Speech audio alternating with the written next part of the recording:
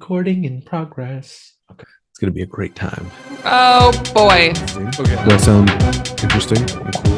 Damn, I look so good. All right, let's just wing it. You ready? 4 hours later. Dear Tech. Sharp. Oh, laughing hurts. Cut. Hello, Dear Tech fam. Welcome to another episode of the Dear Tech podcast, where we discuss the tech workforce, providing transparency through experience and expert insight. I'm Fran and this is Shubho Ghosh. Hey, Shubho, how's it going? Hey, Fran, it's going great. I really enjoyed the call that what we're going to share with everyone today. Dave was able to go into a lot about his journey, and I think it was just, aside from all the cool information that we got, it was just a really cool story based on everything that he's gone through.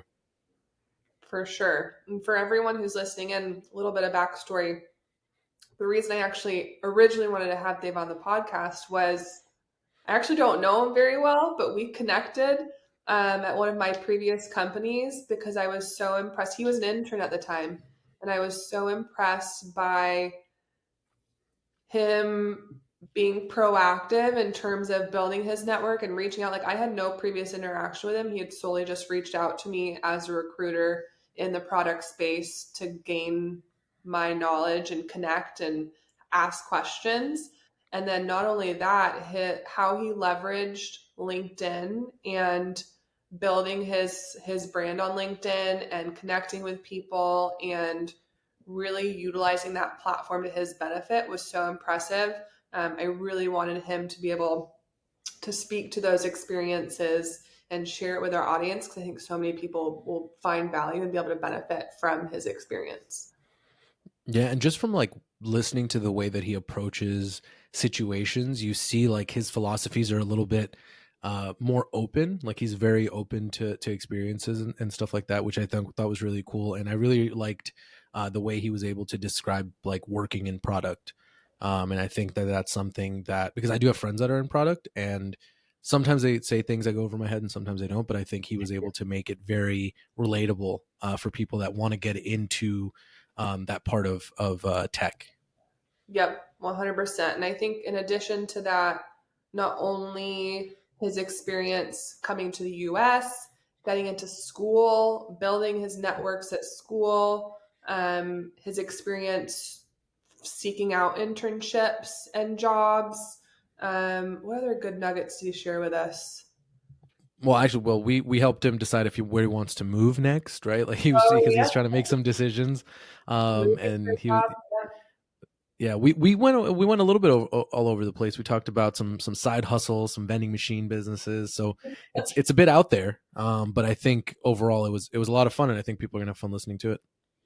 Yeah, I think it'll be a huge value add in so many different ways. So we're excited for you all to listen in. Let us know what you think and enjoy the rest of the episode. Dave, you're in the Bay. You moved to the Bay?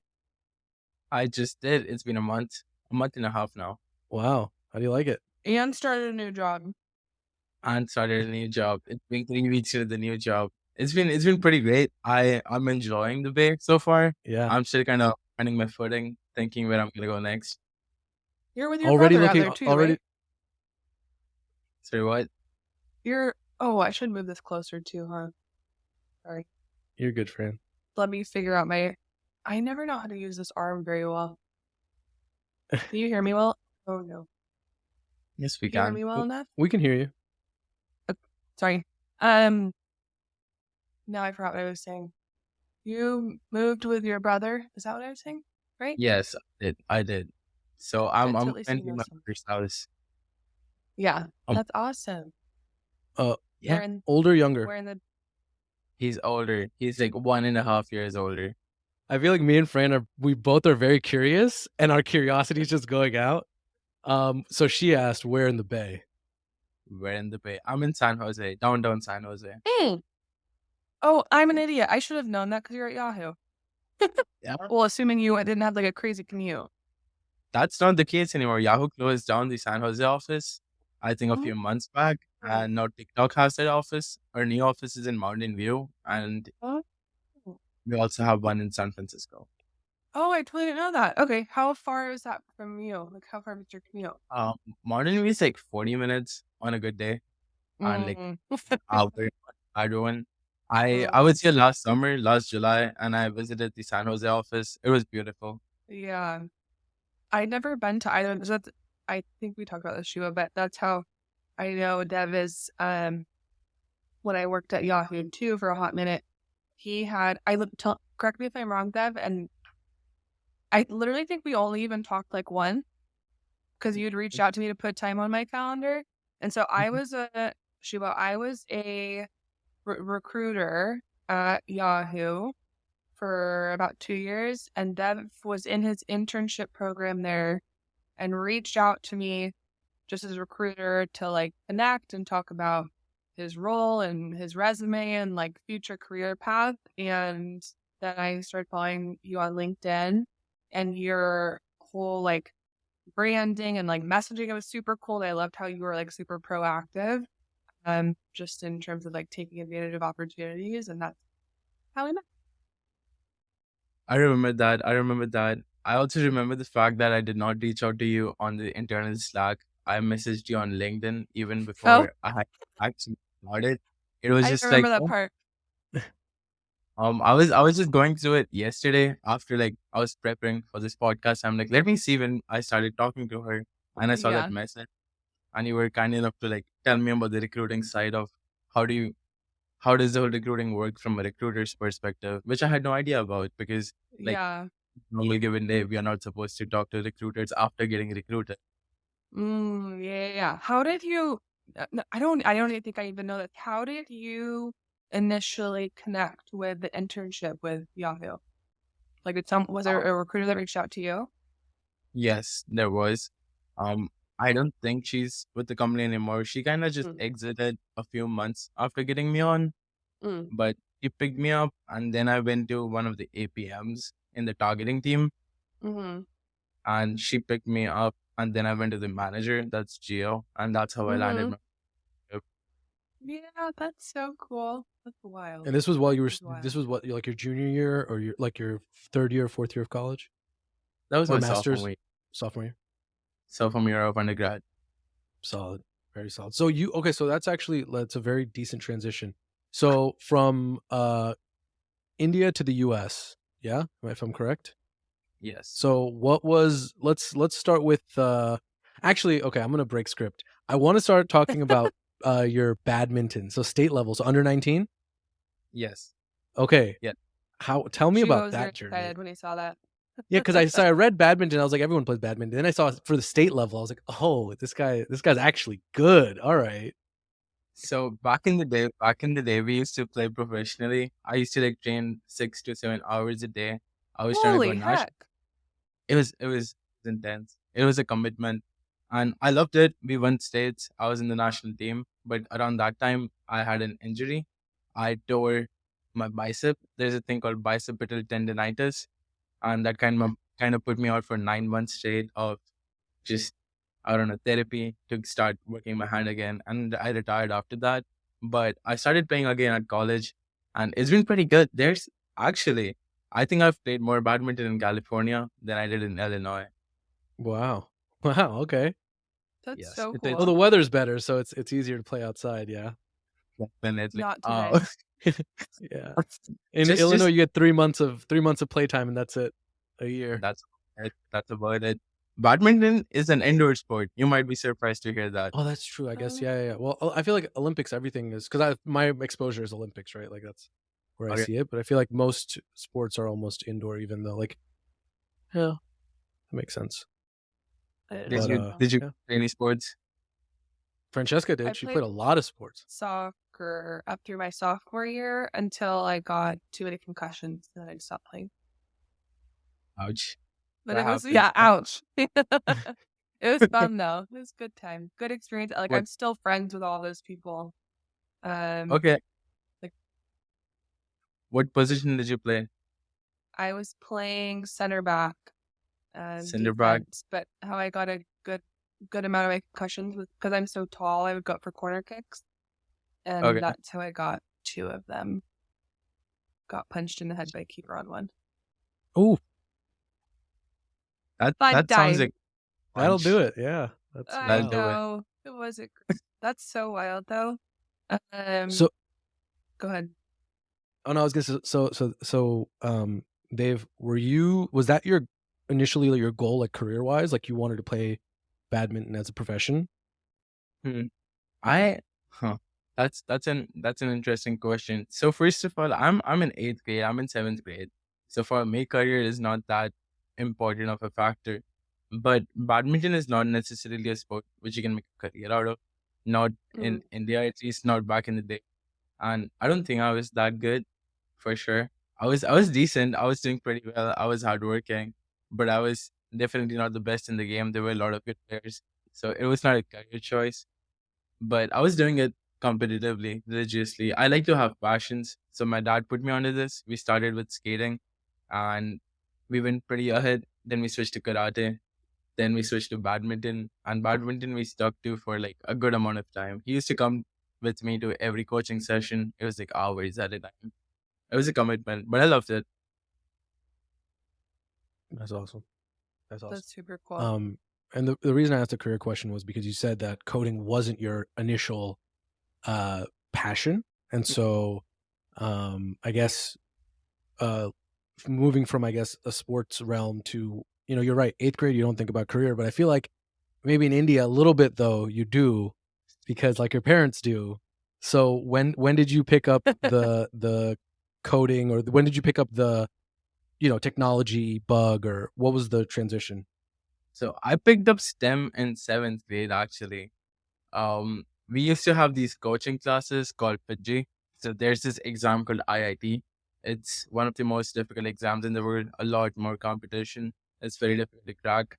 And people normally start in 11th grade, that's high school, or 9th grade if they're trying to be early. I just started in 7th because I was trying to do it with my brother and he's a couple years ahead of me.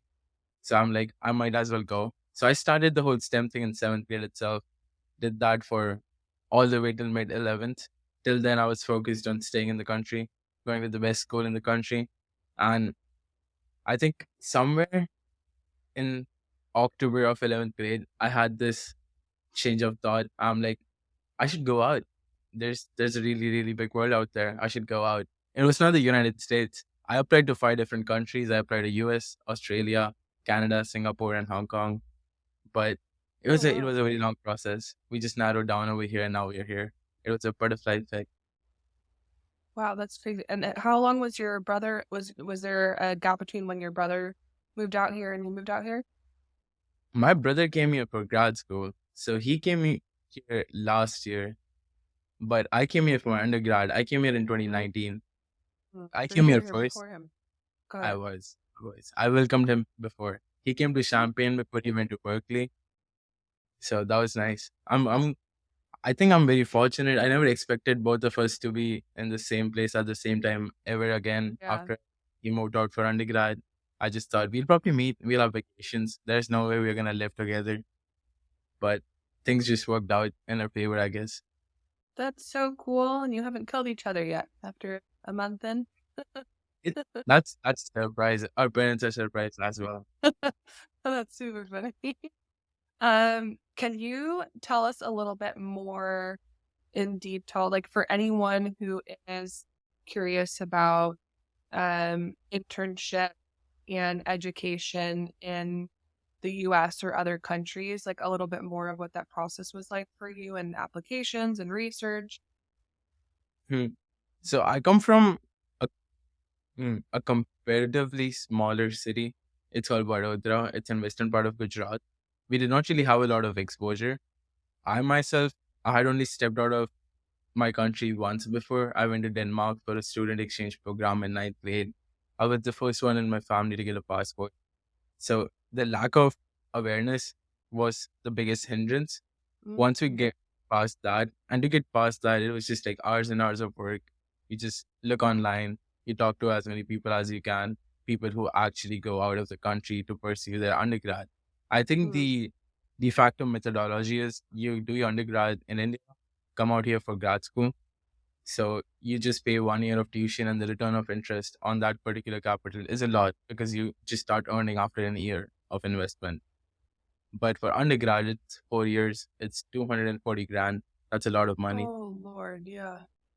Yes. Jesus. Once you convert dollars to rupees, it adds up so Yeah. much. Oh my God. Too many zeros after the number. So it sounds like it was for you, it was connecting with other people who had like already been on that path that you were able Mhm. to like learn from them. And then outside of that, were there any other like online like tools or resources that were most helpful for you that you found? I feel like I use Khan Academy a lot, and I think it's a Mm. very, very famous resource. Everyone knows about Khan Academy for everything. So I did that. I did a bunch of practice papers for the SATs because we don't really learn SATs or APs as a part of our syllabus. They don't. We have to like go separately to give those exams out of our way. But I also gave a couple APs to get, excuse me, to get ahead in school, get past calculus and physics, just things like that. Cringe. So that was really, really helpful.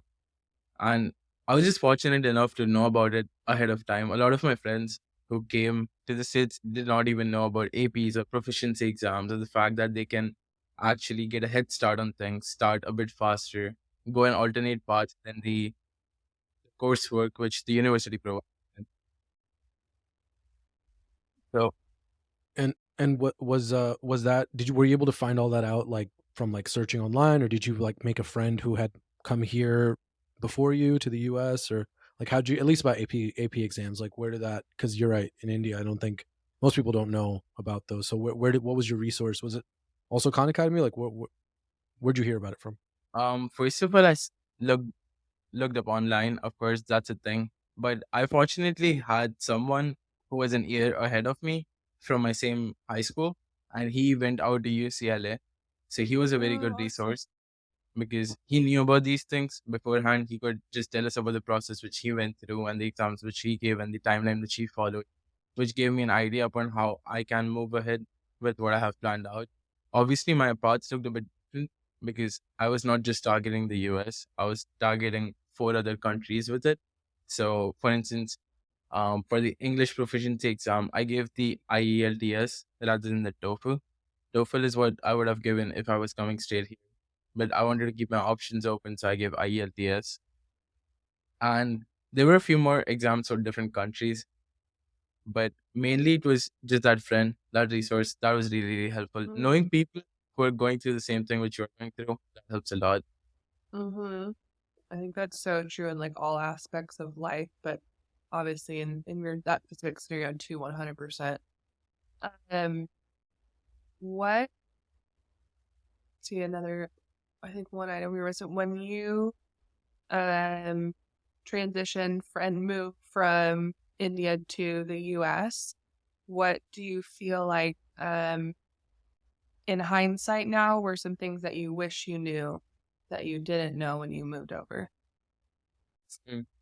The first thing, I wish I had known we had washers and dryers over here. Mm. I don't know why. Back home, we just like dry our clothes on clothing lines under the sunlight. So I brought a lot of clothing rope with me, thinking I will have to dry my clothes in my room. That was Yeah. pretty fun. It took me a moment to get over that. Oh, we have dryers. We don't need to do that anymore. That Yeah. was Especially when it's like snowing and freezing in Chicago. It snows in Chicago? Urbana. a lot, Okay. Yeah, a lot. Okay. a lot. Yeah. It's like the most part of the year is the snow. I think winter Okay. starts Yeah. ends in March. That's how it normally Yeah. goes. Yeah, but it's really, the summers are gorgeous though, right? Yeah. Like the summers there, probably the nicest summers anywhere. I agree. The snow. Okay, clotheslines. What else? What else did you wish you knew? That is a good one though. I feel like education wise, I was very much prepared. I feel like the curriculum which I studied kind of put me a bit ahead because I already knew a lot of things which I was studying in the first couple of years. One big thing which I feel like set me a bit back from the others who were in the same program as me. I did CS from UIUC. It's one of the most competitive programs in the country for computer science. And I did that with no experience in computer science. I had never written a single line of code. I was just in high school we get an option to choose CS as a fifth subject. I instead chose physical education because I wanted to play basketball. Oh, I was I interesting. Yeah. So, well, when I came in, a lot of kids around me, they were finishing off their homeworks in 20 minutes while I'd sit for a couple hours figuring out how to write a for loop. I wish I Mm, had some sort of preparation beforehand so that that gap which was present, we could bridge it. And I kind mm. of solved that problem later on as well. So freshman year, I with a professor of mine, we started a boot camp for incoming computer science people, computer science Oh, and CS cool. major. It was really cool. It was really cool. She was my mentor at the time. She gave me my first couple of jobs as well at the university. And I wanted to start this boot camp because I felt like an outsider. I felt like an imposter because I was not Mm, as ready as the people around me. And I wanted to do something about it for the people who were coming to the university after I had graduated, for instance. So we started that yeah. boot camp. It's a thing. It happens every year now. Incoming That's so students. cool. I'm proud of it. I'm very proud of it. I think that's one of the best things I've done at the university so far. That is super freaking cool. So you took your own struggle and pain and made it a like shining point for other people. That's awesome. What when you oh my lord, my brain's drawing a blank today. Um I don't know what I was gonna ask. Shoot. Okay, well, I got one. Wait, so you were in Urbana, and I understand, like, yeah, it's cold. Chicago's cold. But what made you like? Was it like, oh, I'm moving to the Bay because of my job, or was it like I'm getting this job because I want to move to the Bay? My job's completely remote, so I could be working out of Oh, anywhere right now. The reason I moved to the Bay was my brother. It that's was so cool. it was the only opportunity we would get to live together, and we Yeah. have that thoroughly. But now that like I've been here for a month and a half, I'll probably here for a few more months. But then I want to move somewhere else. Mm. I'm in a dilemma. I need your guys' help. Tell me what to do, right? So That's good because I'm a mover arounder, We've so got I'm both ready for coasts this. covered too. Shubo's East Coast and I'm West Coast. Corio, you guys know about this place. You guys can help me out. I need help. So my options right now. The first one is San Francisco. I just go out there because it's a city. What I miss the Yeah. most is the city. I love San Jose. There's a lot of trails and the sun is really good and it's pretty, but it's kind of suburbia. I like city. Mm, I want to feel mm, and experience the city while I still have the time. So it's San Francisco. My second option is New York because a lot of people from Yahoo have been moving to New York. The mm-hmm. APMs at least. I want to be near the other employees of the company for sure. And Mm-hmm. secondly, it's the city to be. I think it's I went to New York after graduation. I took my parents with me. I loved it. It was just like a week, but I fell in love with the city. That's Yeah. my second option. So help me choose. What do you guys suggest? Well, I'll say add like 3 more options to your list. So what I would suggest is, especially if you're remote, go to some other places, look up cities to check out and do cities, right? Do you know, I'm not saying go look at like other places, but you go to like Philadelphia, check out Philly. It's pretty close to New York, but it's half the price. Go to You've been to Chicago, you go to like maybe Miami, maybe Austin, right? And the reason I LA. say all those cities is LA. So me personally, like I'm saying, in my mind, I'm like, go places where the taxes are low, so you can make the most Oh, out of your yeah, money. yeah. But Valid. also go somewhere with a good airport. Like I lived in Dallas for 4 years, so I grew up in Northeast in New Jersey, Mhm. moved to Dallas. Texas is I like Texas for taxes, and Dallas airport you can get to California in 3 hours, you can get to New York in 3 hours, right? Um, but so first one I would say explore a little bit more, so you have a few more options because you might randomly stumble across, be like, oh, I really love Austin. You know, I really enjoyed or you go to Portland and be like, I really love Portland. I really love Seattle. So do a little bit more traveling. And the beauty of a remote job is take your laptop, get on a plane, you know, work remote from wherever you are Friday, Saturday, Sunday, explore the city, come back Sunday night, right? But with that being said, I do love New York, right? New York has best pizza anywhere. That's my number one. Pizza and bagels, number one anywhere. But I think living in New York, and I would say SF is similar because I do know people that also live in the SF area. One is it is expensive, right? If you're living in the city, if you're living in SF, and if you're living in Manhattan or in New York, you're paying probably 2x what you're paying currently, right? For what you're gonna get. You want a 1-bedroom apartment with an elevator and a doorman, you're paying $4,000 in New York, in Manhattan, right? So that. The second thing is traffic. You live in a city, especially in San Chaos. Francisco and New York or Manhattan, it's traffic all day long. If you want to go half a mile, it's 15, 25 minutes rather than 5 minutes, right? But it is a hub of culture. It is, you can go and just watch a show, Broadway show. You can go into a random bar and it's a jazz bar and just enjoy yourself. You do have more opportunities to experience serendipitous happy accidents, right? But you're paying for it. So right now, if you're like, listen, I'm young, money ain't a thing, throw money everywhere. Definitely you can do it. And it honestly, this is the age, like, I would do it coming right out of college. However, if you're thinking, hey, I want to, put money in the bank, I would highly recommend looking at like Texas, Florida. Even if, you probably don't want to go back to Chicago, but Chicago's a great city. Philadelphia is a great city for that. I'm thinking of like actual city. Nashville is an up and coming city. Air quote city. No offense, Nashville. We love you, but it's not the same as New York. But I would say explore some more, because you literally said, here are the top 2 cities in America. These are my choices, but you might find something in between that you might like too. But I love New York. I've loved my time here. Fran, this is your time to sell California. I think I mostly agree with all of that, to be honest. So I'm from Oregon originally. I came to school in Southern California, and I moved out to the city. And this is the first time. I used to live in the beach cities, which is not, I feel like you can't really consider that LA. But I moved to downtown LA about a year ago, and it's like amazing, but also like complete freaking chaos.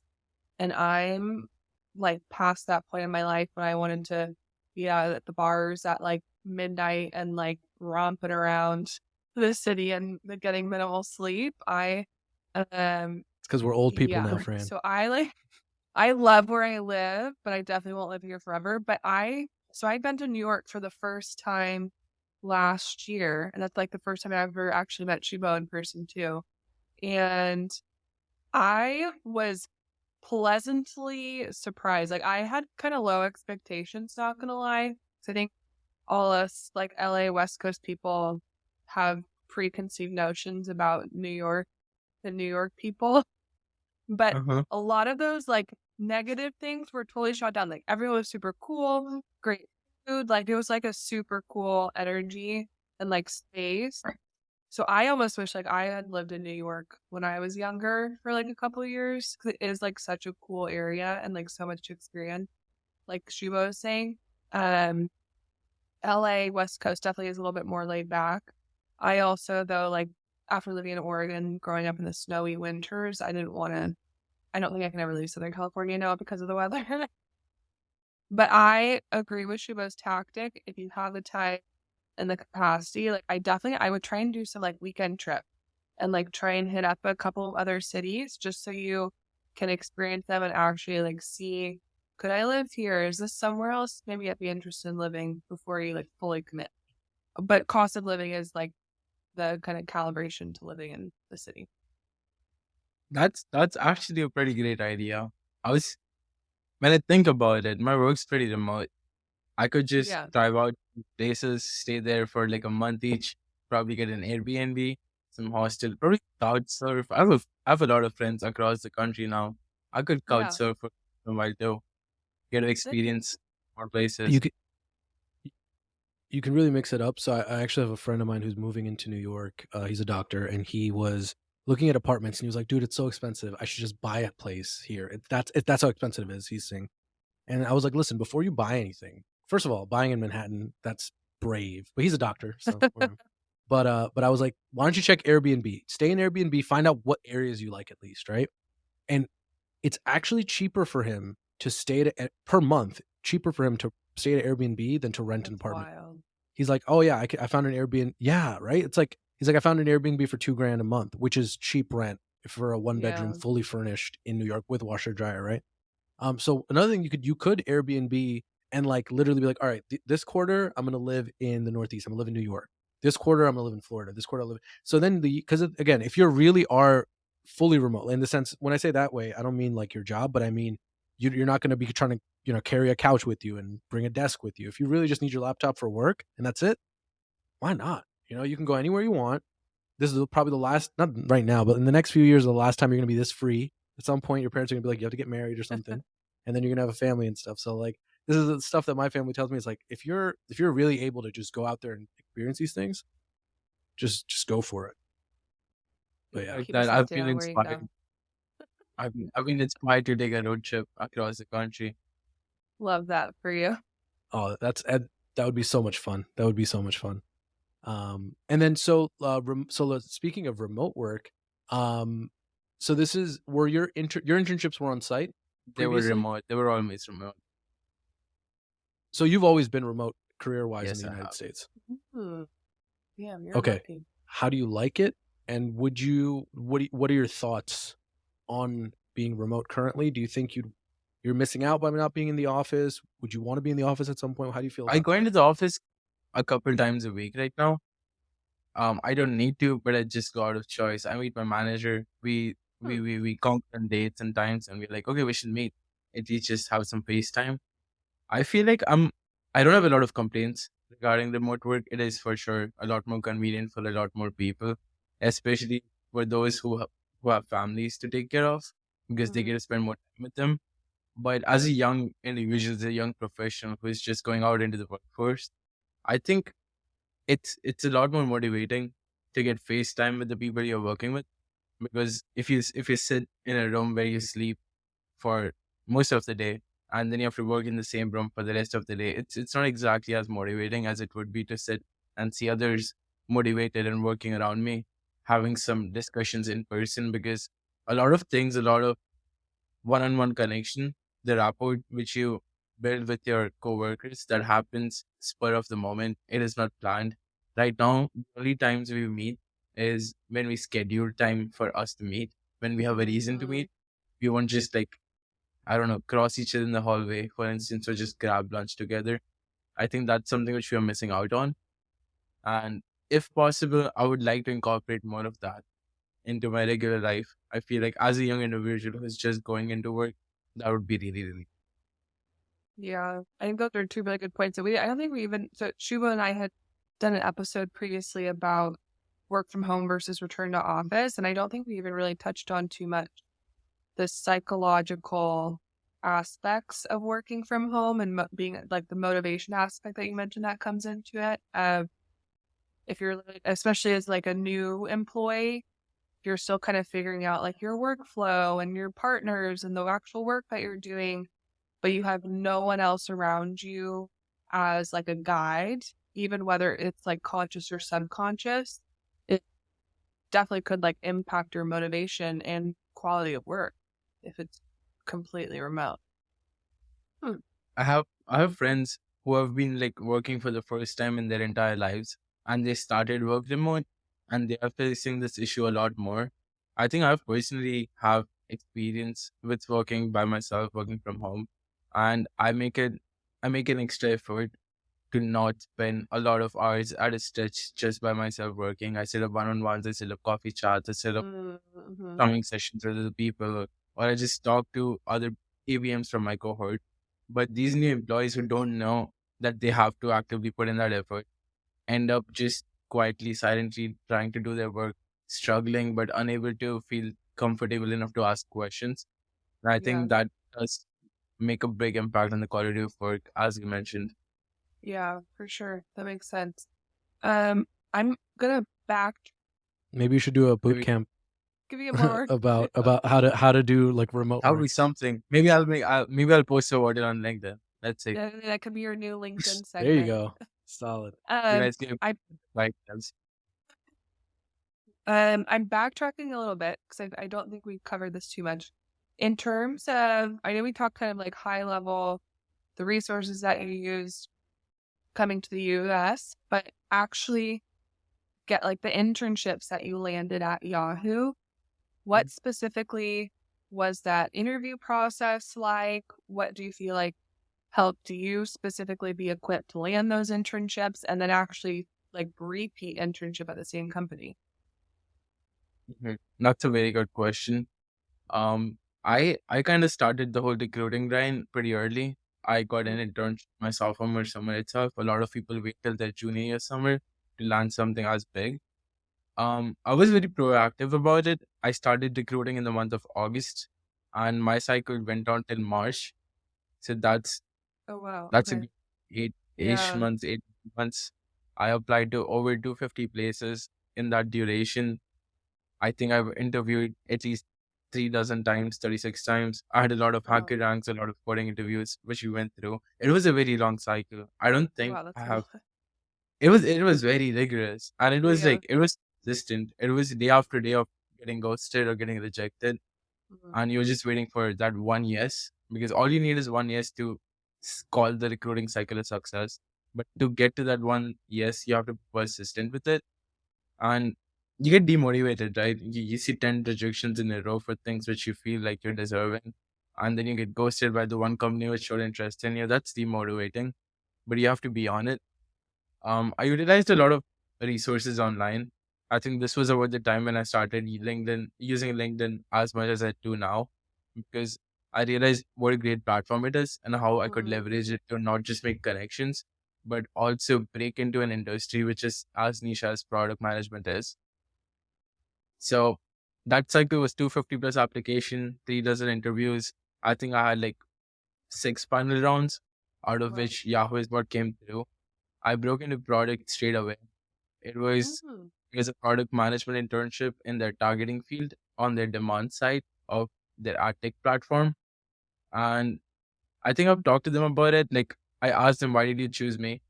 Like why me? There might have been a lot better candidates for this role, but why did you choose me? And their answer was not related to my technical skills, but who I am as a person, and my Hmm. answers to their more Their soft skills. behavioral questions, soft Yeah. skills. And like product is a field in which you need experience to break into. But as a sophomore, I don't really have a lot of industrial experience. What I do have is that will to learn it, and that's what they saw in me. And I think that's what made me stand out. And that's what worked out after like 250 applications in 8 months. It was worth it. It was a very long grind, but it was worth it. It was Yeah, successful. It was the seriously. start of something huge. That's so cool. Yeah, I think it's No, that's go ahead. awesome. So We need to go ahead, start Fran. raise No, have go ahead, Fran.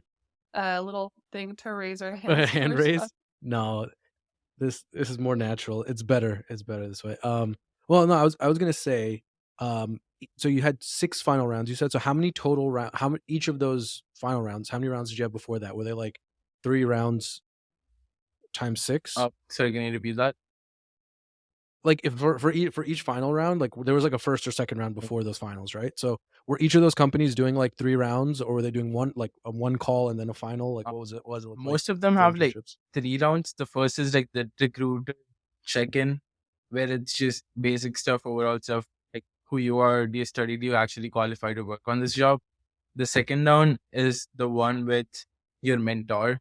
So someone who is not managing you, but someone who would be your mentor at the company. And then there's a third round, which is the manager round. And this is for product internships. For coding internships, like software kind of internships, it's more technical because you have a lot more automated rounds. You go through hacker ranks or you go through logical and analytical reasoning questions. I was also interviewing for trading positions back then. So I was interviewing with Akuna Capital. That was like, I think, 4 or 5 rounds. And then the final round. But it was a lot of, again, automated online testing rather than Mhm. in person interviewing with the person. But it was a lot of rounds for sure. If you were to get those companies feedback on their interview processes while keeping in mind two core factors of one, being able to effectively assess talent, and two, candidate experience, what feedback would you give them, if any? And the interviewing process, you said. Yeah. I feel like screening could be done in a lot more better way.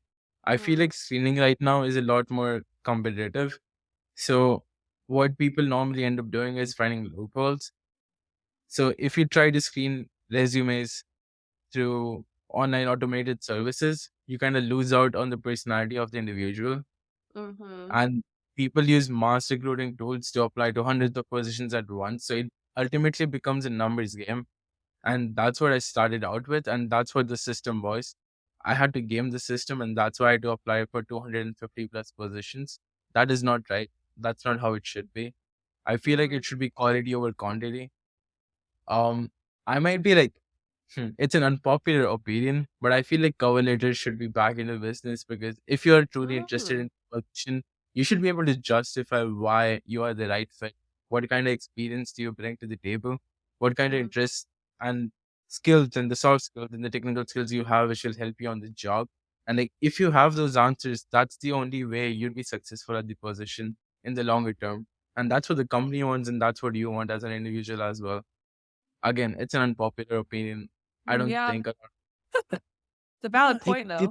it's a medium, because I think no, because we've talked about it, right? Like so Fran and I don't love cover letters, but we've talked about how if you're new to the industry or if you're pivoting to a different industry, that's where a cover letter shine, right? So like your point about an internship, I think that's 100%, because you're coming straight out of school, like you were a sophomore, you have no experience in any of these fields, right? You've learned about it, but you don't have actual experience. So your cover letter is probably very valuable. So I that in that sense, I can say yes, but in general, yeah, it's an unpopular opinion. I'm I don't pretty love cover yes. letters. It's I just think that how the yeah, go ahead. I was just gonna say, sorry, I think your point totally is valid. So I definitely lean not loving cover letters either, but I do think I've been having so many conversations lately about automation and the increasing role it's going to play in recruitment and how talent acquisition assesses talent. And it's only going to increase, but my concern is very much so like, I think there's a lot of areas where it's going to benefit, but I think obviously the concern is like the human element that automation would remove from the assessment of someone's soft skills or personality traits that align to the competency of the role, or understanding like who they are as a person rather than just what words are on a page being pulled by the system. So it's like I don't have answers to it, but it definitely is like I think a growing concern. I feel like the industry is kind of like changing right now, and we're in the middle of things, because right now there's a way of hacking the system. For instance, like we have systems which pick up these keywords, and so people just add in those keywords into the resume just so that it can Yep. get picked up. But like, there soon the systems will get more sophisticated, and we can probably get past the problem and still have automation involved in it. And I think that'll be a happy future. And like the whole cover letter thing, I think the reason why I bring it up, I my degree was in computer science, and I entered product management.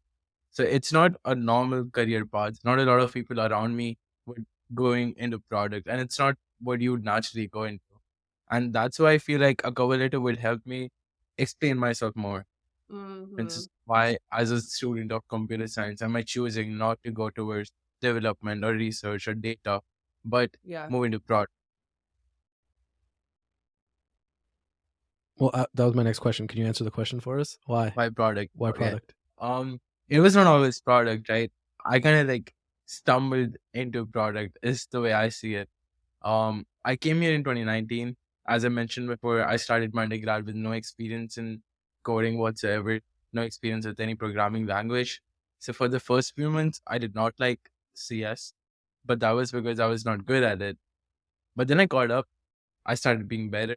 I had like a straight 3.99 GPA till the end of my sophomore year. I was good at it, but I was still not happy. I was not getting, I don't know, contentment at the end of the day. I was not happy with the work I was doing, and I could not see myself sitting for hours in the same day in front of a desktop and doing the same thing. So I started exploring.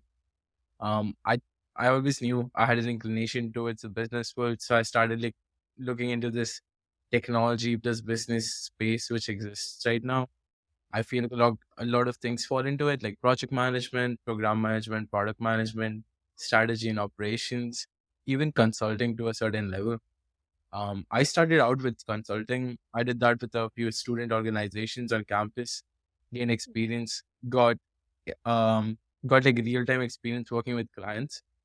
And again, at the end of the day, I was still feeling like this is still not enough. I'm making graphs which show what things would be if we were to do X, Y, and Z, and we would just extrapolate it and see 1 month into the future. But I played no part in the execution of what was happening.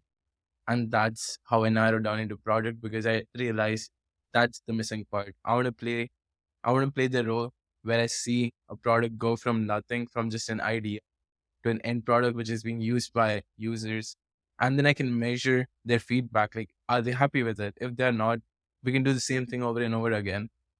And I realized my whole passion comes from making the lives of my users easier, identifying pain points, identifying opportunities, and going in there and exploring them. And then they told me this is called product management. So it just kind of fit in. You were doing it before you knew what it was. Yes.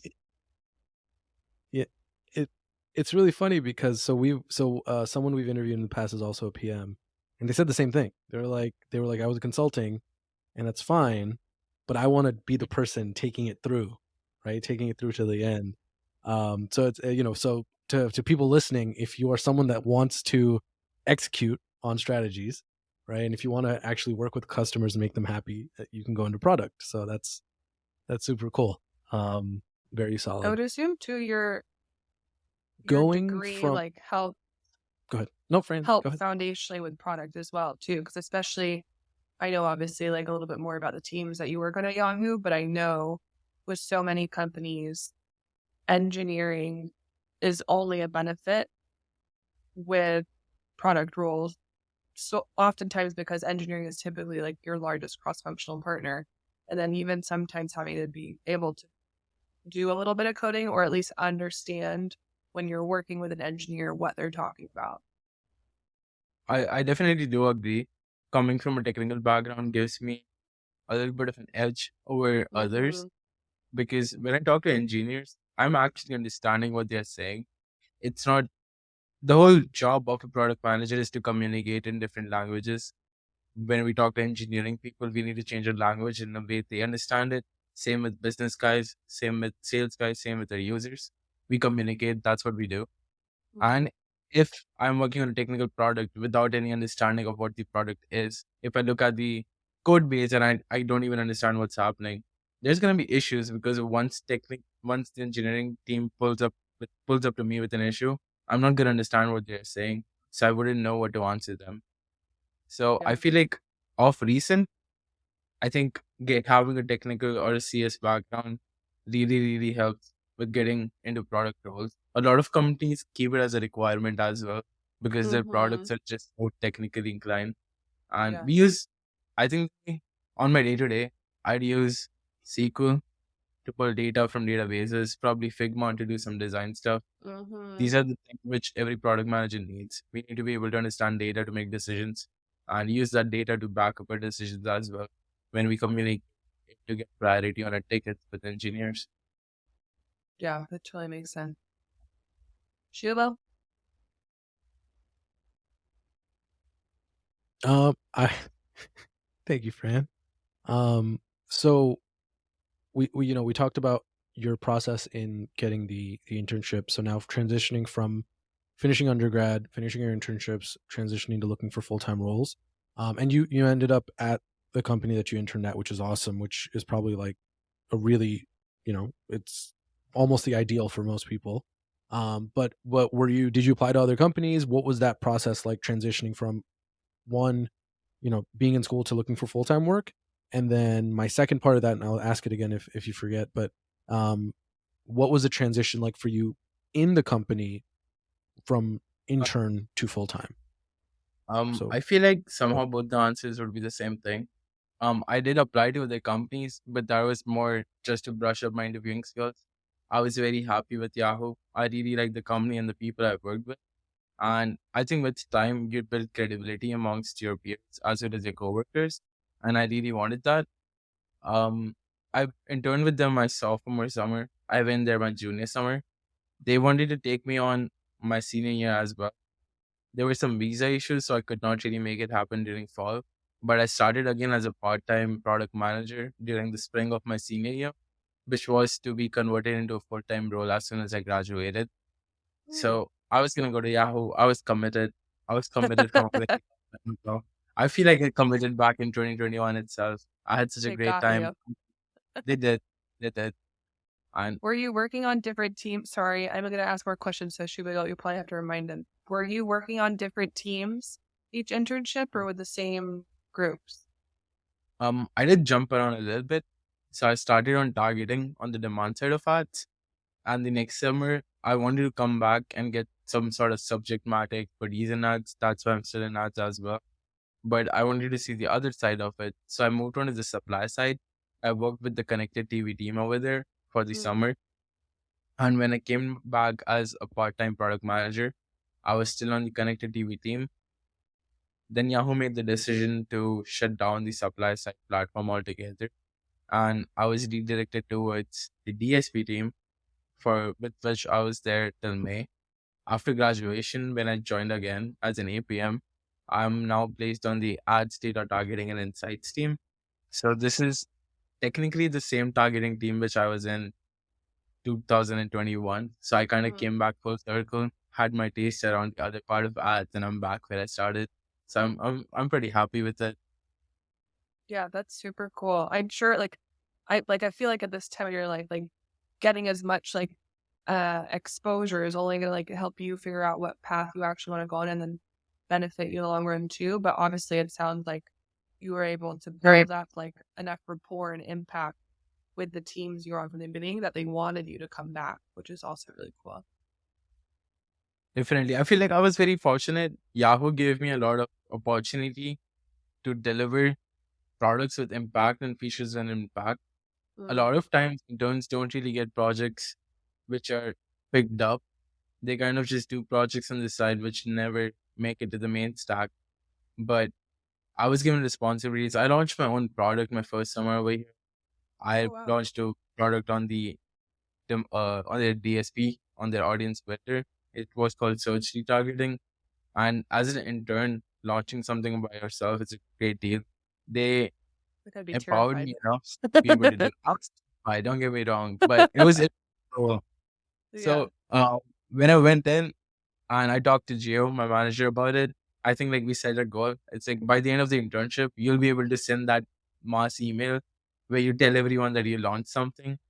And I was my whole summer, I'm I'm gonna look forward to this.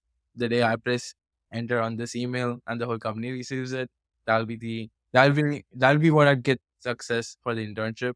And we got to that point. That's so we did cool. get to that point. That's incredible. That must have been the most. I feel like as you worked, it probably was less and less. But the first day, it's wow, I'm going to send an email to the whole company and I'm going to release my own product. It must have been very huge, and it must have felt very rewarding. What's the word? I think vindicating. Yeah, I think you might have felt it might have been I belong here, right? No imposter syndrome after that point, right? You can't go back after that. Definitely. I feel like a lot of product managers do live for that thrill of launching things because they're little startups altogether. Each product, when I think about a product, I think of it as a little startup because you have a couple engineering resources, some design resources, some resources associated with it, and you're the only one leading the whole project. And at the end of the day, it might be 3 weeks, it might be 3 months, it might be 3 years. But at the end of that cycle, you get to launch something, and that marks that's a big mark. That's the end of something, and then you move on to the next thing. So that thrill is what we live for, and that was I got a taste of it right in 2021 itself, and that's why I was hooked. I never looked anywhere else. I was I'm gonna do product, I'm gonna be in ads, and I'm gonna be at Yahoo. It was decided straight away. That was it. That's convenient. So if y'all want to lock in your interns, let them release their own product. They'll stay with you forever. No, but the funny thing is when I say that, I say that as a joke, but I think it came down to them giving you responsibilities, right? Giving you ownership. And I think that's what, when it came down to you picking Yahoo or you picking product or you being invested in what you were doing, rather than an intern being like, go get me coffee or just look, just do your own little side project, whatever it is. There's Yeah. internships span, right? Depending on what industry you're in, it goes from get me coffee to release your own product, which is crazy. But I think that's how companies can make the most of their internships for themselves. Because obviously for you, you got a lot out of it. And even if you didn't release your own product, you probably would have gotten something out of it, right? Like you learned regardless. But I think as a company, when you're looking at, I'm a company that has internships, that has interns, what's in it for me, right? Aside from just having people that I'm paying less than I would have a regular person, right? Besides that, the work, this is a way for them to get the most out of their investment. Because in your case, not only did you release a product, which is you did a job and you did it very well, but they have now a loyal employee for just cause, right? Even before you started, you already knew what you wanted to do. And they were able to mold you into exactly what they needed, all that stuff. So I think giving responsibility to interns and giving them serious workloads, right, is what companies can do to get a good ROI on what Definitely. they The way invest I into see it, their interns. interns, like, they are nothing but little investment projects for their companies. They spend a lot of money to train these interns so that they prepare themselves for the future of the company. They expect the interns to return to the company, and that's why they do so much for them. And if a little thing as giving them some sort of value or some sort of responsibility which makes them hold themselves accountable can make such a big difference, then these companies should do it. I feel like it makes a lot of difference. I had friends who were working all across different fields, different companies, for sure. A lot of them did get work, but especially the ones in tech companies, the ones which are too big to have as many people, they got little projects which they were not putting their complete hearts into because they knew it did not matter. Once you start to work on things that matter to not just you, but to the company itself, you start to feel like you belong over there. And that does create a lot of difference. Yeah, that's huge. Go. I was pausing for you. Okay, I was I was literally looking at you, Fran. I was pausing for you. No, okay, I'll go.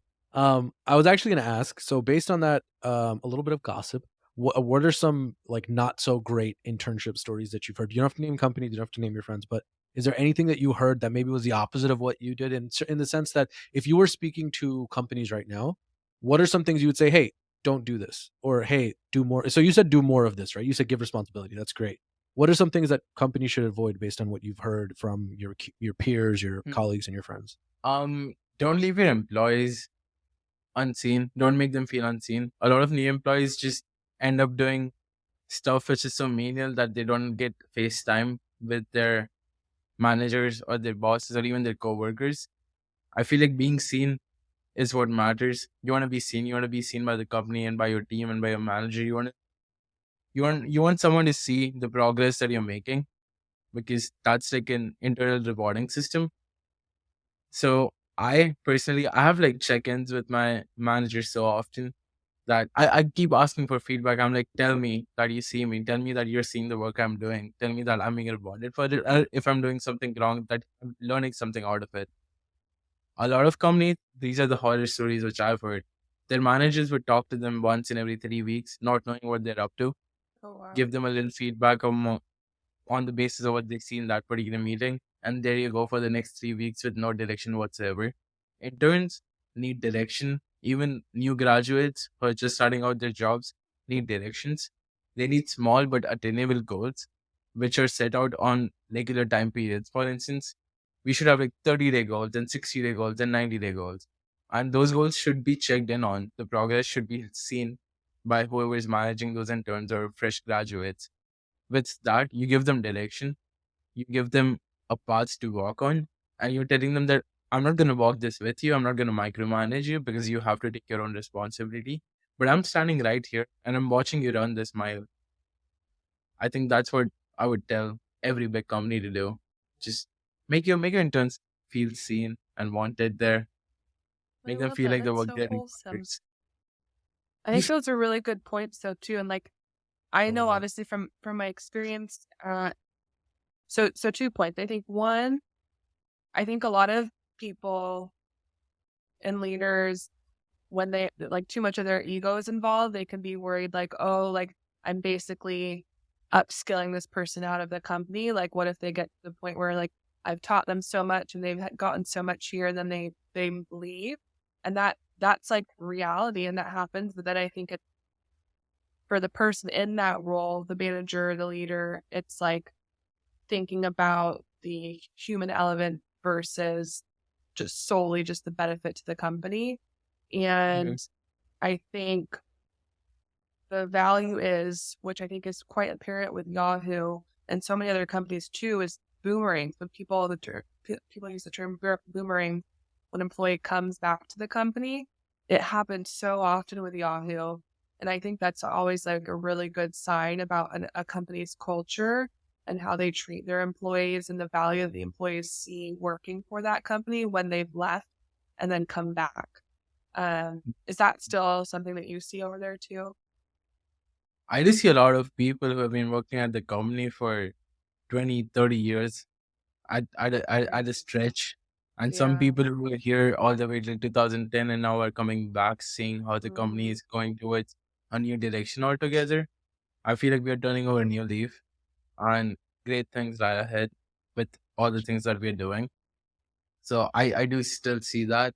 And the people who I've been talking to since 2021, they're still here. A lot of them are still at the company. So I'm glad to see familiar faces as well.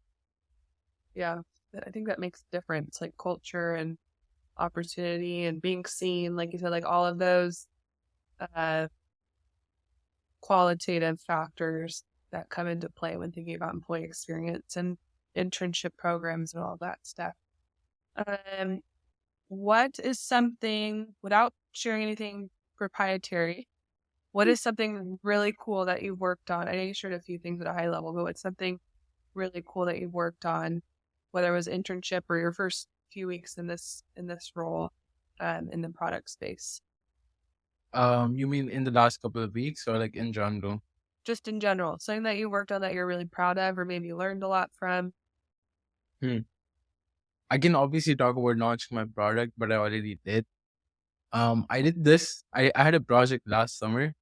I did a competitive analysis for the connected TV teams at Yahoo.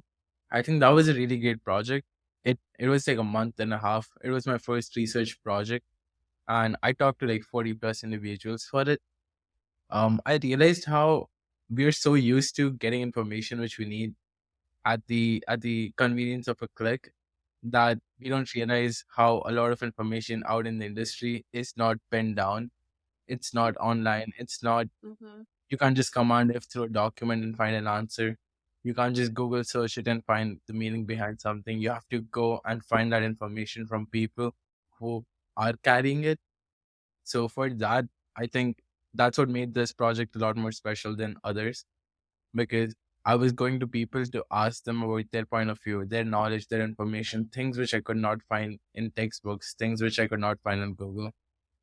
This was something which I was not used to anymore. I was very much used to textbook. There are questions over here, there are answers at the back of it. We have the answers everywhere. Over here, I had to genuinely work my way towards finding information.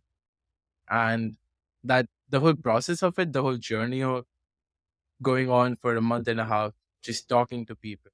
It was simply 30 or 45-minute conversations with everyone who has any inclination regarding what's happening in the industry, what's happening in certain features, which is happening, how the industry is expanding. And I don't know, that was really cool. That was really cool. Yeah. That's Did you find that while you were having these conversations, because I feel like looking for answers, right, like is one thing, but sometimes while we're doing these things, we end up finding questions, right? Like we find a question that we didn't have maybe 3 people ago that we realize is a very pertinent question. So did you have moments like that where through the conversation you realize that there was like something that you weren't even looking at, or something that you didn't even realize was a factor, or something like that? When basically, like, I guess let me ask the right question. So going through how did it, from the first person you interviewed and the first person you spoke to the last person, what was the change in your like thought process, but also like in the I way think I that you found conducted those direction. conversations? I feel like that made a considerable impact on how the conversations went, because initially my questions were very open ended because I did not have knowledge about the industry or about what I was looking for. I was not clear on what the ask was. I was just told it's a competitive analysis, it's an open ended project, go find answers. So after the first few meetings, after I got up to date regarding, I knew what I was looking for, the conversation became a lot more crisper. And now it was not just me sitting and listening to them for 30 minutes, giving me a lecture about how a product is being used. Now it was me asking questions regarding, hey, tell me about this particular part of this particular product. How does this work? How can we make this better? What is the pain point? How can we differentiate ourselves as a company? At the end of the project, I was also told to give a product recommendation, like a product strategy for how the company should strengthen this $220 million business. And I saw them following that strategy too when I came back to the company in January. And that was incredible. That made me realize that what I did, it was worth it because the information was right, and this information did not exist before. I just created literature. That was the feeling I had at the end of the project. This is the whole deck, and I created this out of just Wow. information from people. So cool. Wow. That's incredible. That is that the fact that Yahoo took your work as an intern and respected it to the point where they implemented it. I think that's It's really cool. Definitely. that's intense. Where you're at right now in the product space and where the industry is at, how do you, I think as we move forward, the rapid pace that technology is progressing is moving faster and faster. How, outside of just what you're learning on the job, how do you feel like you are keeping pace and like staying informed and learning and progressing within the product space to make sure that you are informed about the work that you're doing and what's happening in the industry and the technology that's coming out? I feel like being a part of product communities is what makes me feel like I'm being up to date. There's a lot of Discord channels, a lot of subreddits, and communities which exist out there to just talk about product. And I feel like those at least make me feel like I'm a part of this whole living, breathing community, which is thinking similarly, which has like-minded individuals who are talking about the same thing. I recently moved to the Bay, and I am now starting to find actual in-person meetings as well, where people Oh, cool. brainstorm little teams, do little Yeah. hackathons and develop products, come up with prototypes and make MVPs. And I feel like that would help as well. I kind of stopped that in the last few months, but I want to pick that up again. That would be kind of cool. Have some side project of myself. Yeah. I was recently thinking about this. I want to make like a website where I store. I feel like we pass on life so much and forget about things which we're doing. I read a lot of books. I watch a lot of movies and I watch a lot of TV. If I have like a platform where I add all this information and get recommendations from myself, depending on what I liked and how much I liked it, that would be kind of cool. And Like your now I'm blog. gonna spend like, thank you. Let's see how it goes. Yeah. But I start a lot of projects and don't end up finishing them. I think. So yeah, story of my life. That's all of us. That's everybody. That's everybody. No, that would be cool, man. Yeah, do a little blog and like send it to us, and we'll post it on the bottom of this episode later on. But so I think what? actually no, Fran, your turn because I blanked. Yeah. Because I don't want to go on a rabbit hole of like books and stuff. Because I totally was going to go on a rabbit hole and be like, tell me all the books. I You don't do that right now. mentioned this. I think like elements of this have come up in like multiple topics you've been sharing about today. Is like the element of building relationships and networking. Like you talked about it when you were trying to go through the process of applications and tests and figure out what country you wanted to go to and the people, peers and friends you had that were a couple years ahead of you that you were learning from. It sounds like you talked about it moving to the Bay Area and people you've met in Discord channels and networking groups. How do you feel? How do you view networking and the importance of it in your career and maybe even life? And what are certain things that you focus on in that realm as well? That's a good question. Um, I think of networking as a muscle.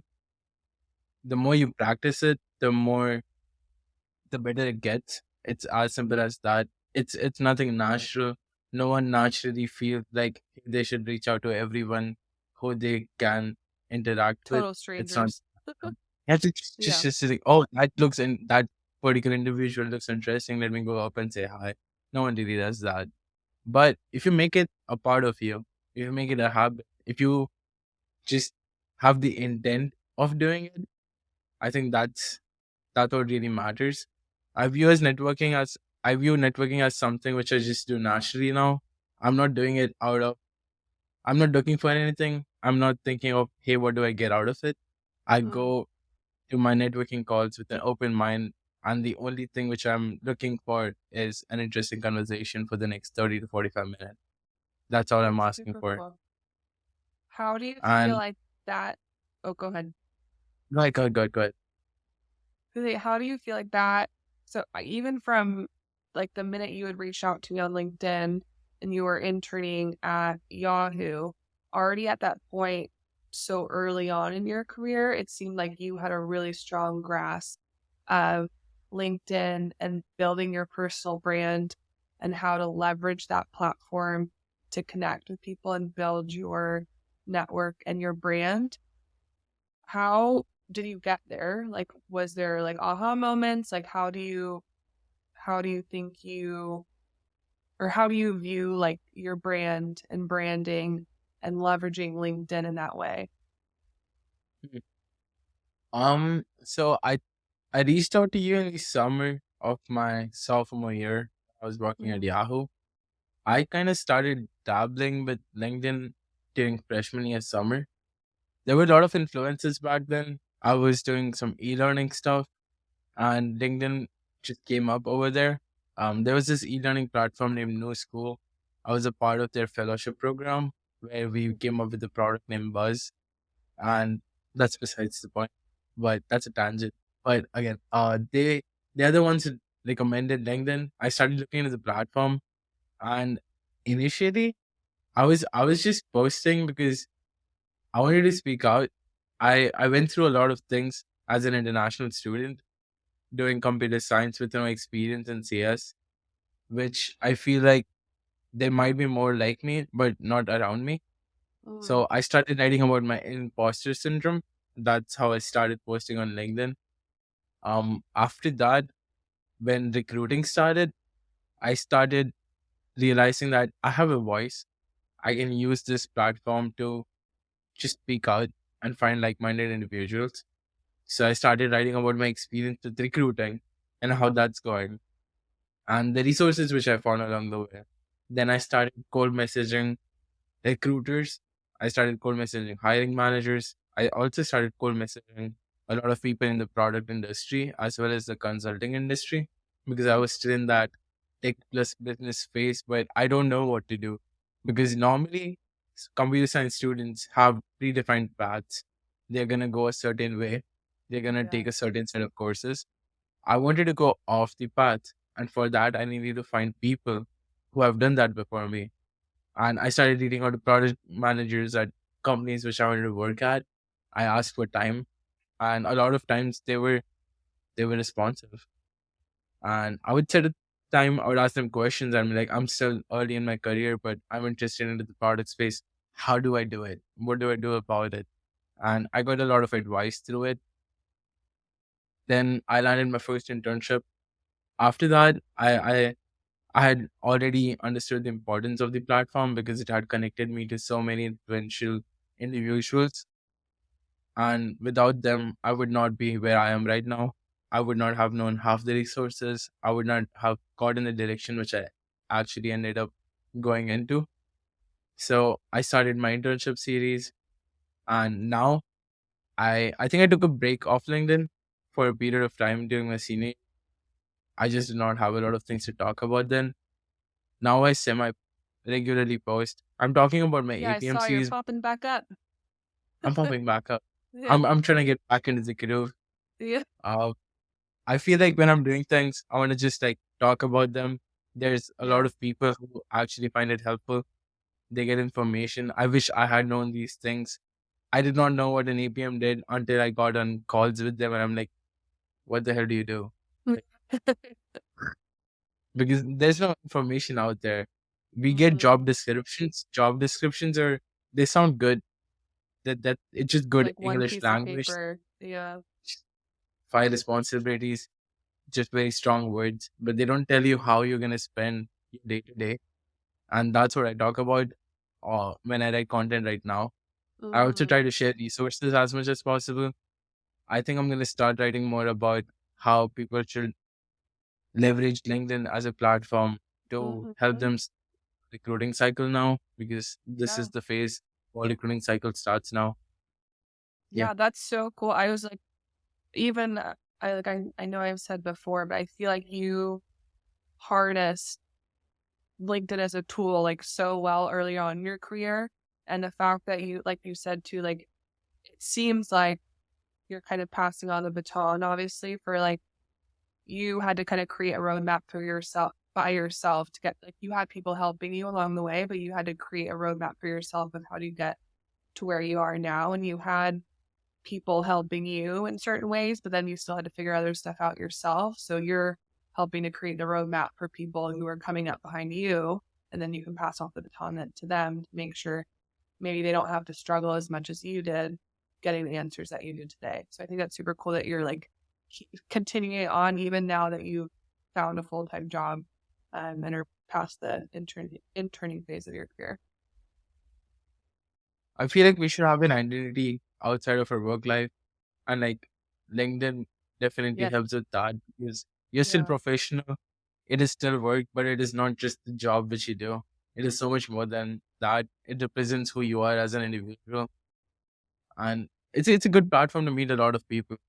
Right now, I use it just to stalk people. To be honest, if I have a one-on-one coming up, I'm We're gonna go see you. recruiters. We're the same. I look both of you all up meeting. Yeah. I saw. I had to do. I was gonna say I saw you saw my He's doing his profile. I due saw that diligence. you were looking at my profile earlier. But with that being said, and Dave, you mentioned that you did like cold messages, right? Which is awesome because that helps you network. What would you, if you were going to give advice to someone on how to effectively or most effectively cold message and get responses and get conversations, what would you say to someone who's asking you, how do I do it? I message people and they never respond, or I message people and the conversation never goes the way I want it to go. How would you what's the best advice you could give on someone to, whether it's recruiters, whether it's people that are doing the job you're doing or potential hiring managers, whoever, how First thing, do you make the most know of your cold messaging? audience, know who you're reaching out to. Like if they have a busy job, they're not going to read paragraphs. They want clear, succinct message. So my biggest advice is, first of all, have a format. You can't just walk into a message and think I'm gonna come out with something which will sound good. That can't be the strategy. You need to be clear about what you want, what your ask is, what your goal is, and why do you deserve this time. These three things, these three questions should be answered into the message which you're sending out. And it should be very clear. It should be very small as, hey, I am a senior in CS at UIUC. That's who I am. I am looking for product management roles. That's very general. I want to be specific. So I'd be like, I'm looking at the targeting and identity product management internship with JR number this at your company. And I feel like I'm a great fit. And then you need to have specific questions as well. What do you want to talk about? You have to tell them, I want to talk about what it entails to be a product manager, or what my day to day would look like, or how do I prepare to be a part of an ad tech industry. As long as your ask is very succinct and precise, people would be ready to get on a call with you because they would know what to talk about. you guys go through, or like experienced individuals, experienced professionals already go through the hassle of creating agendas throughout their day, that they don't want to be the one leading meetings out of it as well. So you take on that role from them. You're the ones who lead the meeting. You're the ones who come in with a list of 7 questions. If you're done in 8 minutes, let the other person go. Give them their 22 minutes back. Have a clear ask. Go into the meeting prepared. Do your homework, and people will respond. It is also a numbers game. I did cold message, and people did respond, but I would send out message to 100 people at once, and maybe like 30 of them would accept my invite. 15 of them answer to my questions, and 5 of them would get on a call with me. But that's 5. The conversion ratio is 5 out of 100. That's pretty good. I'll take it. 5%, I'll take it. That's 5 referrals straight up. There's 5 connections. There's 5 opportunities to build relationships which are going to help you in the years to come. Amen. You're like echoing we literally had a podcast about LinkedIn and branding that. too. And for everyone listening, we didn't pay you to say this, but we echo everything you just said.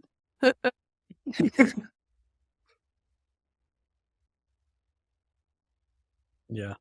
But I think 30 responses, or even like you said, 5 is dope. But I think even if they don't set up a call with you, even if they just respond to you, that's half the battle, right? Because even if they answer the question that you just asked and they're never going to respond to you after that again, that's still amazing, right? That's still information that you can use. But yeah, no, the numbers Love game I feel for like sure, but that's awesome. Oh, go ahead. which is that a lot of students do sleep on LinkedIn, and like No, what were we gonna say? people have to wake up. I feel like we are not taught about these resources at school. If we start that would be really helpful, because we would know what we want to do beforehand, because we have been doing something in that direction. We are not just walking into the whole recruiting game blindfolded. Mm-hmm. I think that's such a good point. There's it's been a minute since I've been in school, but I think there needs to be like a career transitory course where you go through all of that stuff, and like negotiation and market compensation and what tools are out there for you to leverage, and networking and interview prep, all that stuff. Maybe someone has that out there. Maybe Well, sometimes your counselors are supposed to have that, right? Yeah. Your career counselors or something, but they should. State LinkedIn agent, should be its own thing, right? For sure, it definitely should. Okay, so okay, here we go. You've been interning. You've interned since 2001, right? You had a few internships. Now you're starting your new job. Oh no, 2021. Sorry, I've done this. Is the second time I did that. 2021. He said 2001. He was like, "Wait, time out." I was like just barely born at that point. Yeah, right. Sorry, 2021. So you interned, and now you've started a new job. That's awesome. I'm gonna ask, what's next for you? And I know obviously you're gonna be working here for a while, but what do you think is your next leap, jump? Not saying that you have to different company, but maybe 2 promotions away, maybe going back to school. What do you think is your next differentiating factor coming up in your life in the next 5 years, maybe? A source of passive income for a very long time now. I just could not make it happen while I was still in school. My next goal is to set something up for that. I already have a great job, which I love, and it's gonna take time and effort and dedication for me to get ahead in the ranks in that side of things. But I can do something by myself on the side. I'm still not sure about what exactly I would do, but I don't know. Vending machines looks like a lucrative business to me. I've been wondering about. Okay, share. That's been stuck in my brain when someone brought it up to me like a year ago, and I haven't been able to get it out of my head. Keep going. I mean, I've been looking into it. There are some areas. It is one of those markets which is not completely saturated. There are areas which you can actually just infiltrate because people will buy, and like there's some amount of work involved. But with time, even if you earn like $3,000 a month, it compounds. It's 36 grand a year, and then you put that back into something bigger, and then you put that back into something big, and it keeps compounding. I think eventually I would like to flip real estate if I could make Airbnbs if I'm allowed to, but those are dreams. I can start with something small. I don't even mind flipping secondhand furniture if that's what it comes down to. That's so cool. Flipping couches, man. That's the secret. Flipping couches is a great way to make a lot of money. But I will say though, if you're looking to be someone who moves around a lot, vending machine. Please So share. I'm someone who's looked into this stuff a lot, a lot. 1 hour later. And if we're gonna talk about this, we can talk about this. So I think in my mind, I could talk about this forever. Vending machines are great. They can be, as long as you figured out like where you're gonna put them. Obviously, get a Costco membership. That's where you get your stuff for inside the vending machine. Mhm. However, you can't be remote in Aruba with the vending machine, right? It has to be local to you. Because that was also something is along what I would say, if you're scaling a vending machine, in my mind, the thing that's like 6 or 7 levels up from that would be like a laundromat. Mhm. It's a similar idea in terms of, people put Go change on in, for they like a use it, and month you can. plus. But again, Yeah. you can't be somewhere else remote, right? It's not the same as having an Airbnb, right? It's not. So you have to decide, like, okay, if I'm going to do vending machines and I want this to be something that compounds in 5 years, 3 years, whatever, those 3 years I'm not going anywhere, right? If I am going somewhere and I'm trusting someone to manage it, I'm losing Maybe 5, I'm 10, your 15, 20%. brother-in-law. And not that you can't trust your friends, but you can't trust anyone. Maybe. Right? To the family. Maybe, yeah, but then you're still losing 10%, but then he's telling you that he's taking. He's like, all right, this is my 10%. Right? But so that's one thing. Airbnb is great. Just have to look at local laws. But there's so many different things. You can buy a car and rent it out to people that are driving Uber, right? So they'll pay you weekly, a flat amount, but they're driving Uber and they're doing all the work, but you own the car. So we can do this offline. I have business ideas for days. I actually have a call later today with a friend of mine trying to figure out what we're doing next. But yeah, no, it's vending machines are cool, but just know what you're getting yourself into, because it's not That's true. something That's it's not true. If you're doing totally something, cut me in, passive. please. It's medium passive. Yeah, we're going to keep this conversation going in the future. Because I'm curious about it too. I've just been like nervous to take the risk in a lot of instances. For sure. But I feel like that. Okay. Friend, there's no risk. It's still a chunk of it's change. it's like $5,000 all in, and it's not a risk. You're gonna start You have a great job. You have a great, and it's not even that much. If you get a used one, you can get a used one for like $2-ish grand, and you can probably do the first round for like $400 worth of stuff from Costco. You get a bunch of the chocolate stuff that they have, so you're in for $2,500, and you'll probably make that back like in like 6, But in my 7. apartment If you're in a high complex, traffic we area, have 6-7 0 months. vending machines in my apartment complex. No, maybe longer. Maybe a little bit longer. You've got us thinking. Yeah, and you don't have to pay for that. You're doing them a service. You're doing them a service. You never pay for, not never, but you usually don't have to pay for putting a vending machine somewhere. Okay, what else? Is that 'cause the you're only doing them thing? a service, essentially. Passive income. Anyway, yeah, we could do this all day. I mean, that's not what this podcast is for, y'all. But no, I think you can do fine. You can do for Airbnb. You can do Airbnb. I think it's called arbitrage, where you're not buying the property, you're renting it, but in the rental agreement, you're letting them know you're going to Airbnb it. Some companies are okay with it. Some companies aren't super excited about it. Usually, one way around that is you just tell them that you're going to do midterm rentals instead of short-term rentals. They're more okay with that. And the benefit of a midterm rental is you can go to companies and say, hey, you have a corporate office here. If you have people that are like flying in for work, rather than getting a hotel room, you can just do a 3-month rental with me. In that case, one, it's going to be good because like a good tenant, quote unquote, because it's for corporate, right? A lot of people do that. So then a lot of states that have Airbnb laws that don't allow Airbnb will actually allow midterm rentals, because a lot of hotels do midterm rentals too, for the same reason, where they have like, oh, this company has an office here. They have people coming in 3, 4, 5 months at a time. You can stay here, right? Some well, I don't know if universities do that, but I feel like they might. Anyway, the point becomes that's one way. So there's other stuff. I'm not going to get into it. I think that was a sign from God not to talk about that stuff here. Kicked me off. Stop talking. Yeah, we're supposed to start business ventures with all of our podcast guests. Oh, that would be epic. But at the end of the day, I will say, like, don't because when you finish talking about rental properties, you're like, oh, that's a dream. But be like, listen, dreams. You put a date on it. It's a goal. You can do it. It'll work out. So just definitely keep that mindset up, right? Of like, especially as one gets older, those dreams get pushed out even more, and then you stop thinking that they're believable. When we're younger, we're like, I'm going to do it, right? But if you don't do it, don't start telling yourself that you can't do it, right? You can always do it. So Okay, that that's great advice. Thank you. for sure, for sure. All right, Fran, what you got? I am good on our end. Dev, is there anything else? So we do a fast five at the end question that we'll jump Oh yeah. into to wrap up. But outside of that, is there anything that we didn't talk about today that you want to share with us or chat about? I actually had some questions. So like Yeah. you Oh. Love told, this. Let it rip. Let's we go. can switch out the roles a little bit. Yeah, So, yeah. so you told me how you met Shubho just like a few months back when you went to New York.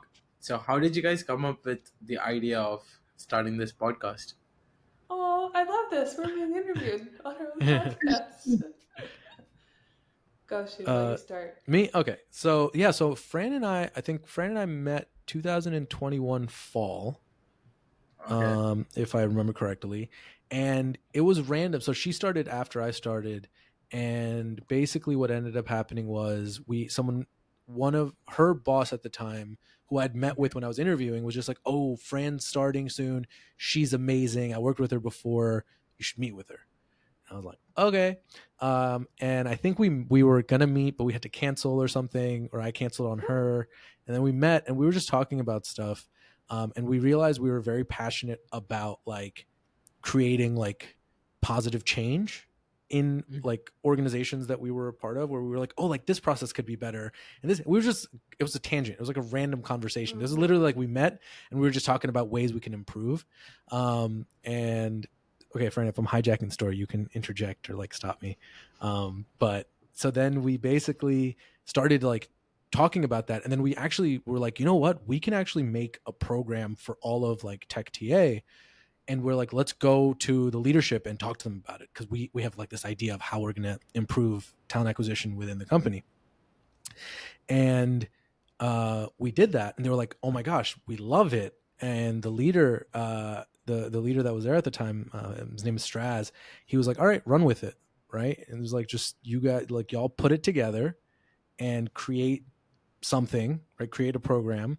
And that was me. That was how me and Fran became friends. So we were working together on that project, and um, it was really cool because we got to know each other and got to figure things out. But it's also like we were pretty much strangers when we started it, essentially, right? It was we had just met, and within I think a month and a half, we were already starting that project together. It was relatively successful. We presented it to leadership; they loved it. We started implementing it, and that was cool. We And then I kicked it would say off. probably yeah, we kicked it off, and then there were a few snags, and that's fine. Like, I would still call it a success. Um, and then after that, we um were just talking, and one day, independently, ironically enough, this was very independent. One day we come to each other, and we were like talking about, oh, is there like a podcast for recruiters? And we I was like, I don't think so. And then Fran was like, well, I was just thinking about that. I was like, I was just thinking about that. But we didn't want it to be about just recruiting, because we felt like we had experience on both ends of the spectrum. So we Mhm. opened it up, and that's where Dear Tech came from, because we were like, we can be the inside, HR/recruiting people, but we can speak to the masses and also speak outside of that world, kind of what we did with you in terms of what is the environment like, what is the trends, what is all those things. And I think that's what started this. Friend, is that how you remember it? Mm-hmm. Yeah, totally. I think for both of us, like it's similar to what you were talking about, Dev, with the product space, like seeing the impact of your work and also being able to like impact at scale. Like both Shubho and I, like we mentor students and we like work with people on a lot smaller scale where we feel like we're able to create that roadmap for those coming up behind us, but it's not necessarily at a scale like we could make a larger impact. And that's, I think, what we're really hoping for with Dear Tech and this podcast, is being able to have a larger impact with the work that we do. Okay, I love to hear that. That's a really great goal. That's a good Yeah. story. You guys are what, 8 episodes in? 9 episodes in? This is I think mm, as what we number is this? release, Yeah. yeah, as we've released so far, I think we've released 8. I think we've recorded a dozen. 12? This will be number 12. This will be number 12. So this is the 12th one we've recorded. Which actually, that's a lie. We've recorded more, but this is the 12th that we've recorded that we're going to actually release, because we recorded a few in the beginning that we threw out. Okay, okay, that's fair. After 12, do you go to just 14, or will you have a number 13 as well? That's a good question. You know, I don't lived in an know. apartment building that didn't have the number 13. It went from 12th floor to 14th floor. I've seen that. I've seen that in a lot of buildings, and I was just shocked initially. I just thought I was confused. I'm like, Yeah. oh no, I cannot find it. I cannot find the button. They just did not have a Yeah. 13. Yeah, Yep. it's usually older That's buildings, a good but it's funny question. because you'd think that they'd fix it at some point, but they don't. They're like, nope, this is what it is. This building's here. It's been here. We're gonna keep it that way. Stick with it. Yeah. Do you have any other questions for us? I think one little thing which I did not bring up before, but to the listeners out there, if you guys are doing internships, please, please, please reach out to people at your company. And I don't mean just the people you're working with, but everyone. I still do this. I have an Excel sheet with everyone I talk to. And in both my internships, it was like over 50 people. I do everything. I put their names down. How do I know them? Who recommended me to reach out to them? Their LinkedIn, their position, as well as the last day when we interacted, because that helps me follow Love up with that organization. Wow. Yeah. them. Love It that helps. level of organization. Over communication helps even to myself, because like if I'm gonna go into the meeting, I better be prepared. If I'm talking to someone, I need to name drop, because that's for credibility. X person told me to come talk to you, not that I think you're a good resource, but X person is the person who told me to come talk to you. So that builds a connection already. We both know the same person. I think little things like that end up helping a lot. Networking is the key, and network with the intent of adding value rather than getting value. I think Oof, that's the most important that's a thing. gem right there. That's your tagline put right there. Yeah. right. Put that on a T-shirt. It's a Holy t-shirt. Yeah. shit! That's. There's a question that we have. It's not a part of our Fast Fives, but we wanted to that I mentioned to Fran earlier. Like, if you were going to put one thing on a billboard, what would it be?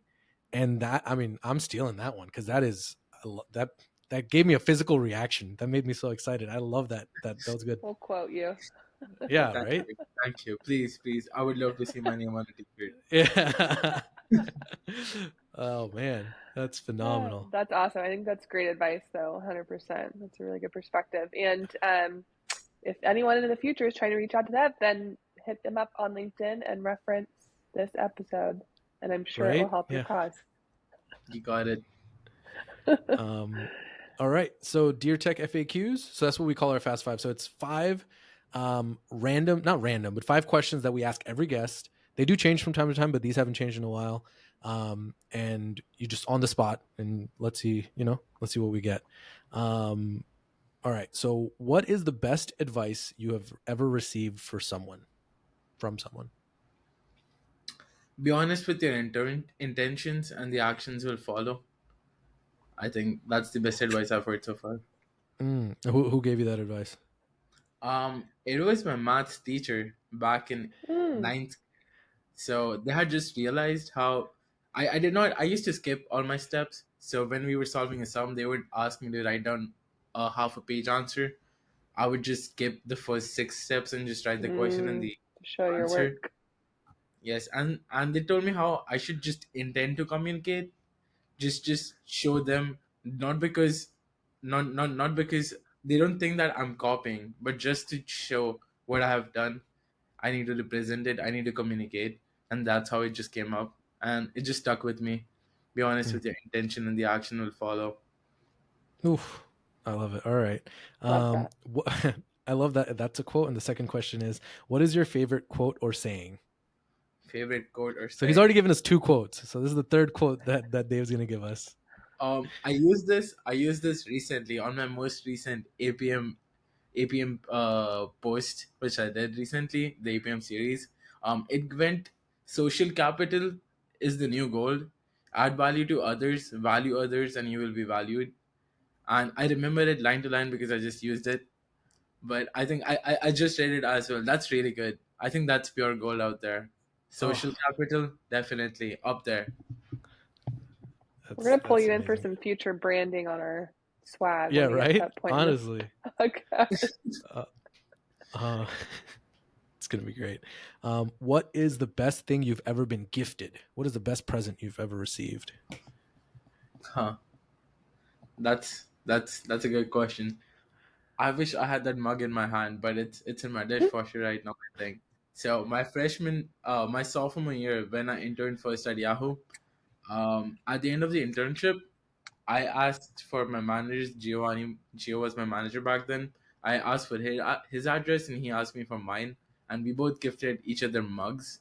And the mug which he gifted me said something like, um, "I'm a product manager because being a full time ninja is not a real job." Something like that. That's so That great. that touched my heart. That was really good. Aww. My That's most sweet. prized possession.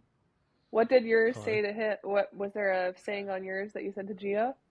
He said, "World's best boss." And Yeah. Oh, that's so From The nice. Office.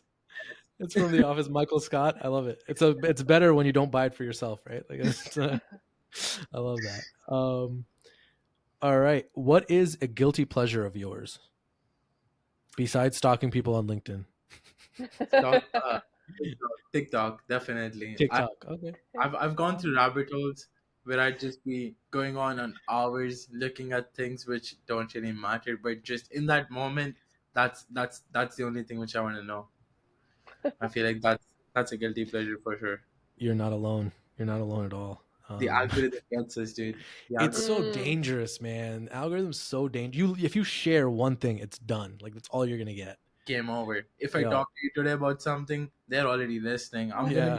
gonna be looking at vending machine TikToks later in Yeah. the day. They heard it. Oh god, that's It's funny. fat.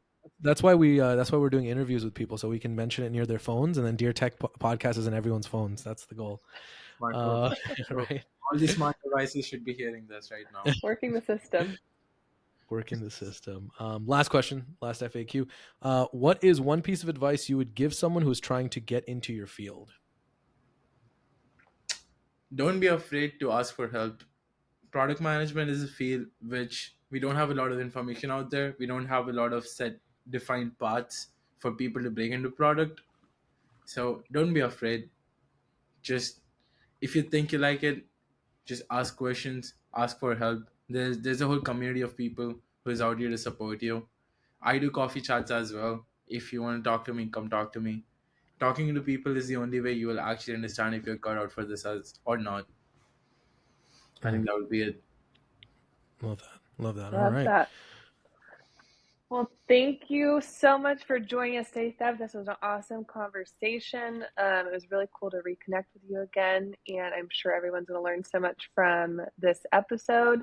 If you want to reach out to Dev, follow, maybe hit him up on LinkedIn and follow some of the tactics that he shared in this episode, and maybe he'll respond to you for some advice and follow his series. But thank you all so much for joining. This was an awesome episode.